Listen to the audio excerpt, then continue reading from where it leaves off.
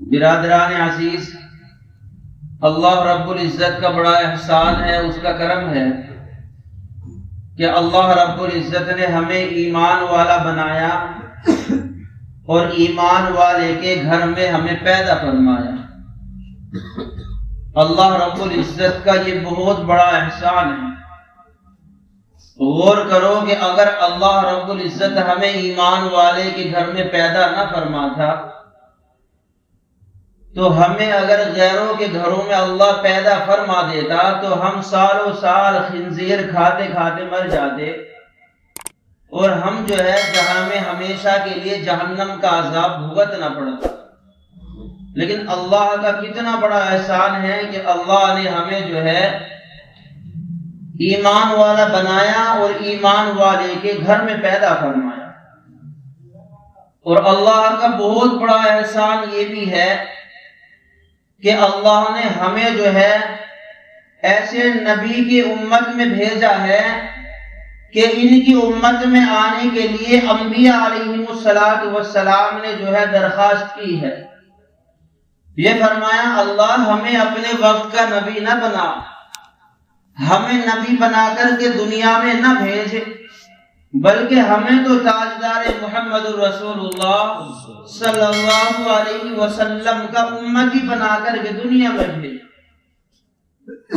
اور دیکھو کہ انبیاء علیہ السلام نے بھی درخواست کی ہے، لیکن اللہ سے ہم نے نہ مانگا نہ ہم نے کہا ہے، اللہ نے ہمیں خود مانگے جو ہے ایسے نبی کی امت میں پیدا فرما دیے۔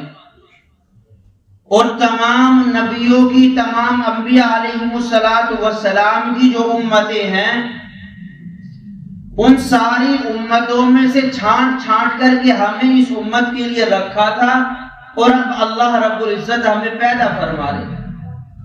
کیسے نبی ہیں یہ کہ ایسے نبی ہیں کہ ان کے بعد اگر کوئی نبی کا نبوت کا وعدہ کرے تو وہ جھوٹا ہے، وہ کذاب ہے، جبکہ اللہ کے نبی آخری نبی ہے۔ اگر کوئی یہ کہے کہ میرے پاس جو ہے قرآن کریم میں کوئی اور نسخہ اترا ہے، نازل ہوا ہے، تو بتلایا کہ وہ جھوٹا ہے، وہ کذاب ہے، کیونکہ اللہ کے نبی محمد رسول اللہ صلی اللہ علیہ وسلم نے ہمیں بتلا دیا کہ میں نبی جو ہوں میں آخری نبی ہوں، مجھے آخری نبی بنا کر کے بھیجا گیا ہے۔ اور یہ بتلا دیا کہ یہ جو قرآن کریم ہے یہ مکمل ایک کتاب ہے، مکمل اس میں سارا کا سارا دین ہے۔ اب اس لیے سارے آدمی جتنے بھی قیامت تک آنے والے انسان ہیں سب کو نبی کریم صلی اللہ علیہ وسلم کا امتی بن کر کے اور قرآن کریم پر عمل کر کے زندگی گزار کر کے یہاں سے جانا ہو۔ اب اگر کوئی کہے کہ نہیں نبی کریم صلی اللہ علیہ وسلم تو دنیا سے چلے گئے ہیں، اب ان کا دین ماننے کی ہمیں کیا ضرورت ہے، ان کی بات ماننے کی کیا ضرورت ہے؟ فرمایا کہ اگر اللہ کے نبی کو نہیں مانتے، اللہ کے نبی کی شریعت کو نہیں مانتے، تو بتلایا کہ اللہ کا جو ہے اللہ اس سے محبت نہیں فرماتے، اللہ جو ہے اسے کے طرف کرم کی نظر سے بھی نہیں دیکھے۔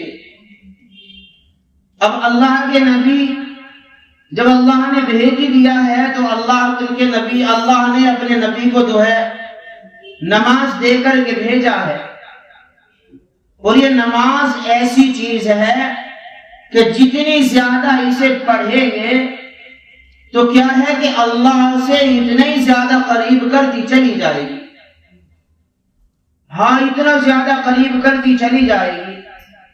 اس لیے یہ غور و فکر کرے کہ ہم سب کے گھروں کے اندر جتنے بھی بالغ آدمی، بالغ مرد ہیں، کوئی بچہ جو ہے بغیر نماز کے نہ رہ جائے، سارے کے سارے آدمی نماز پڑھنے والے بن جائے۔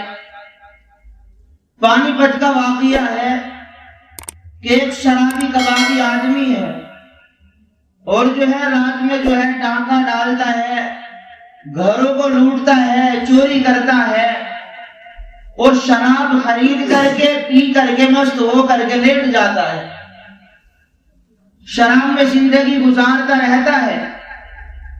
لوگ بھی بڑے پریشان ہیں اور لوگوں میں یہ چرچا ہوتا ہے کہ آج فلاں کے ڈاکہ ڈالا ہے، چوری ہوئی ہے، نہ جانے کس کے گل جو ہے گھر میں ڈاکہ ڈال لے، کس کے ہاں چوری کر لے، اور شراب پی کر کے مست ہو کر کے لیٹ جاتا ہے۔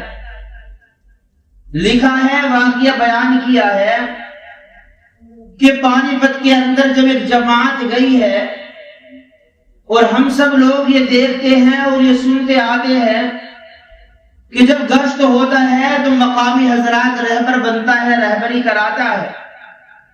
تو ایک آدمی رہبری کے لیے تیار ہوا اور جماعت کے ساتھیوں کو لے کر کے اس کے گھر پر پہ گیا اور گھر کے پاس جا کر کے دروازے پر کھڑا ہو کر کے جو ہے آواز لگا رہا ہے کہ بھائی اللہ کے بندے، تیرے بھائی آئے ہیں اللہ کے گھر سے، اللہ کی بات لے کر کے آئے ہیں۔ اب وہ نشے کی حالت میں شراب پی کر کے پڑا ہوا ہے، اب اسے سنوائی آئی کہ تجھے آواز دے رہا ہے، اور کوئی آدمی یہ کہہ رہا ہے کہ تیرے بھائی آئے ہیں۔ اب وہ شرابی گھر کے اندر سے نکلا اور نکل کر کے جو فرمایا کہ کون آئے ہیں؟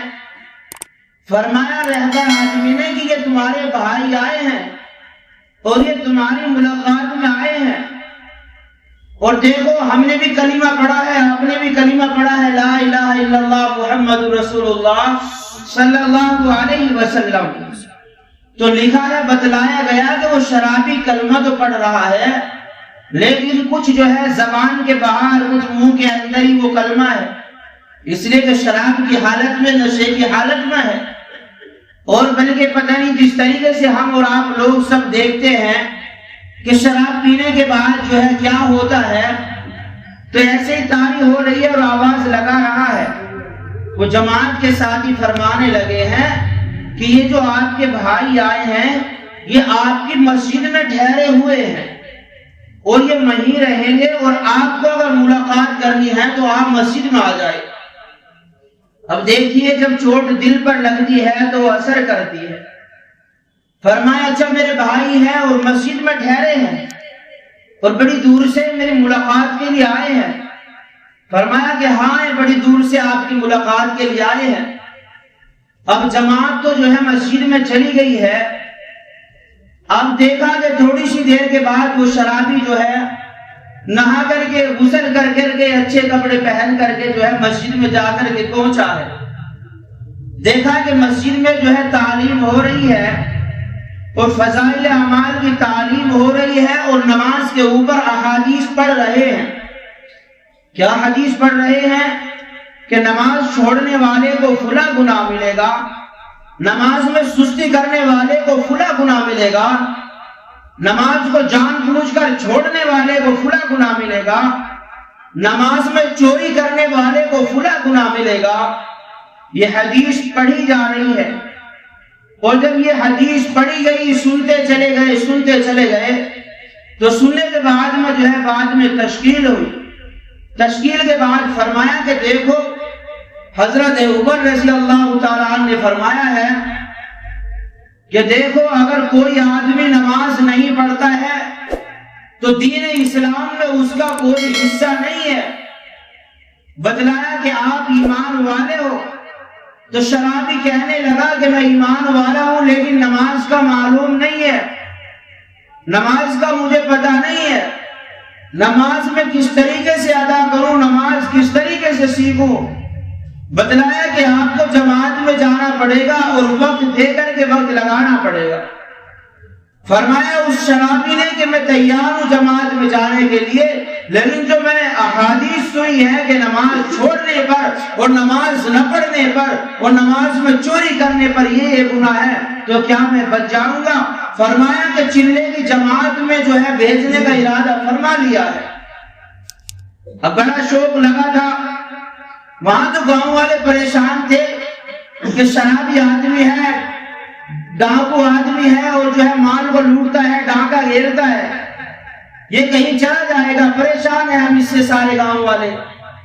پتہ لگا کہ ان کے گاؤں میں جب یہ بات پھیلی کہ جو شرابی آدمی ہے وہ 40 دن کے لیے جانے کے لیے تیار ہوا ہے، تو بنیے آدمیوں نے، کچھ بنیے لوگوں نے یہ اعلان کیا کہ اس شرابی کا سارا خرچہ جماعت میں جانے کے لیے ہماری طرف سے ہوگا۔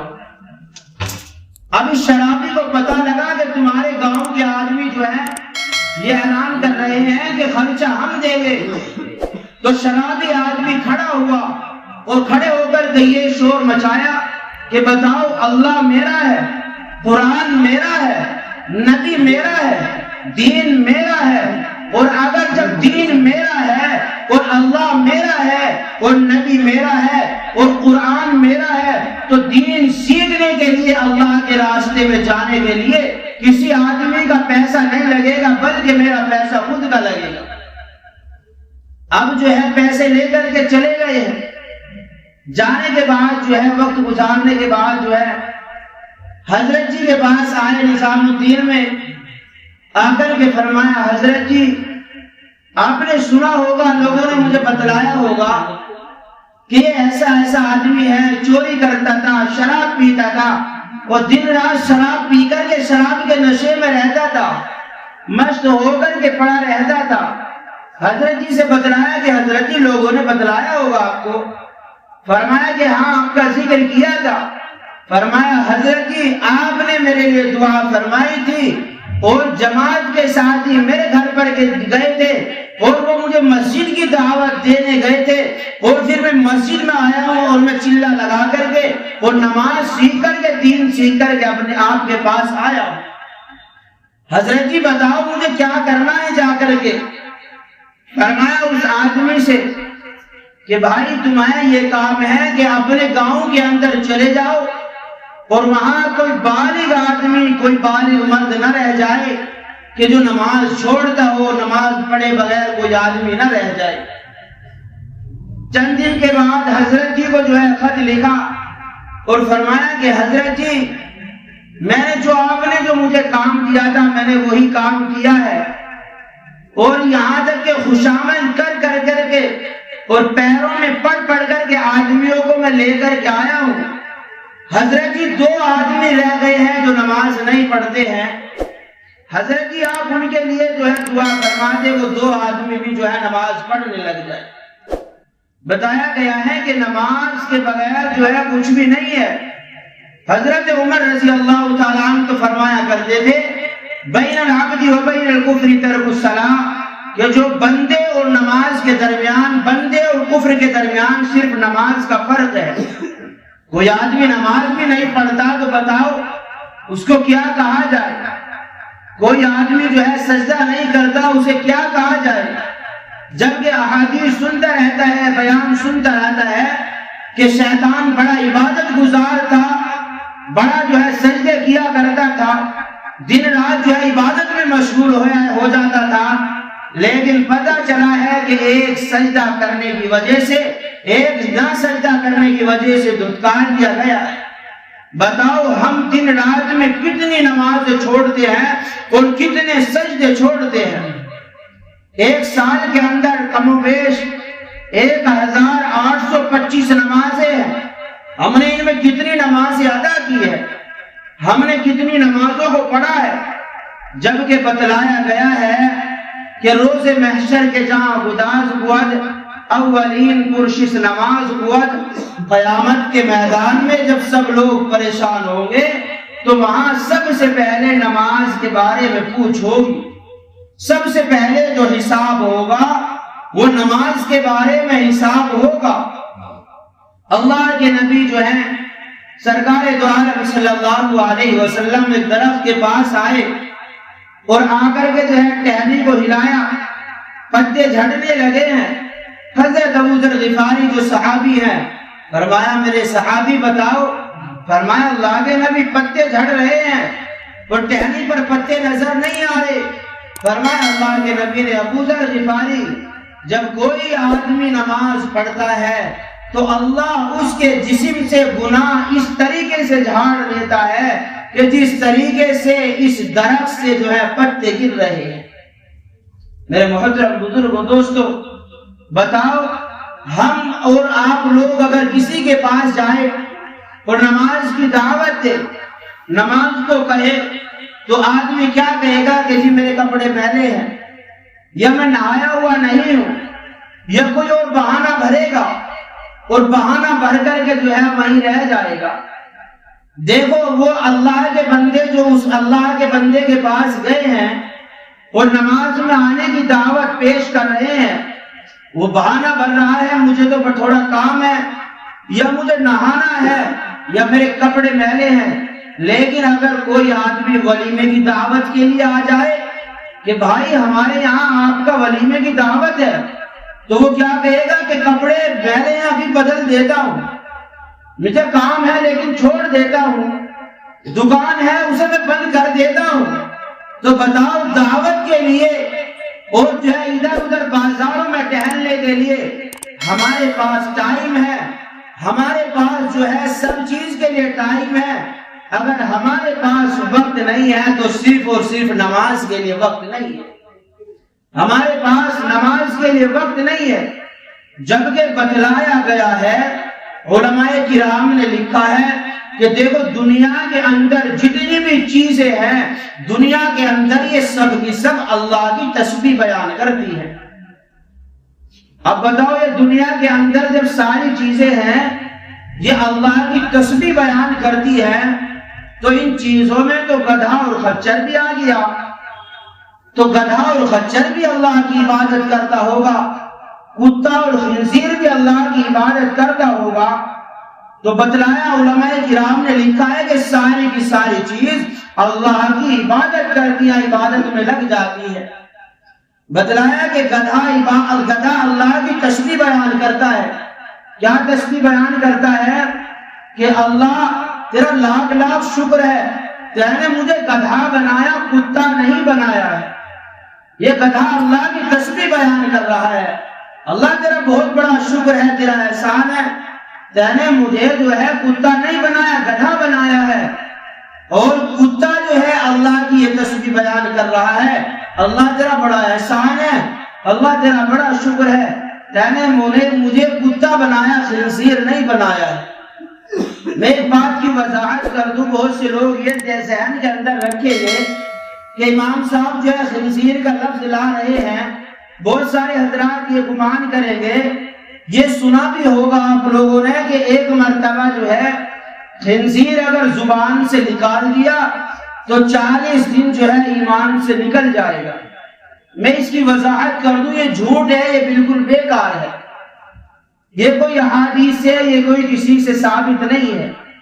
اس لیے کہ خنزیر دوسرے بارے میں قرآن کریم میں تراویح میں بھی پڑھا جاتا ہے، اور تراویح میں بھی پڑھا جاتا ہے انما حرم علیکم المیتۃ والدم ولحم الخنزیر۔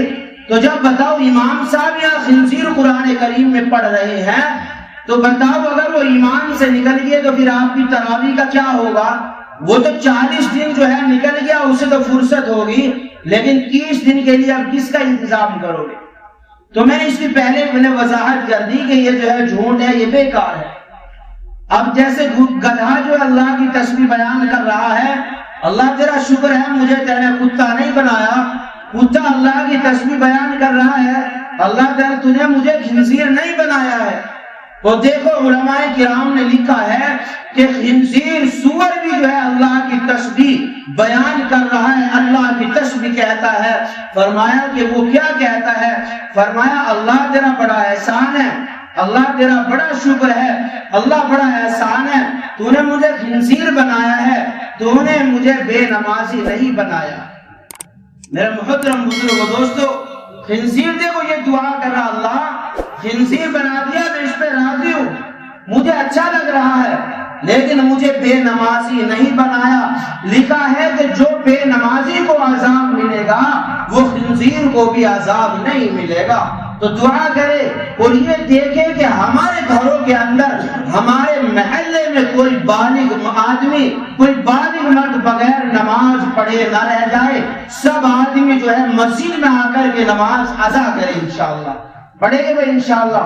اللہ عمل کی توفیق عطا فرمائے۔ وآخر دعوانا ان الحمد للہ رب العالمین۔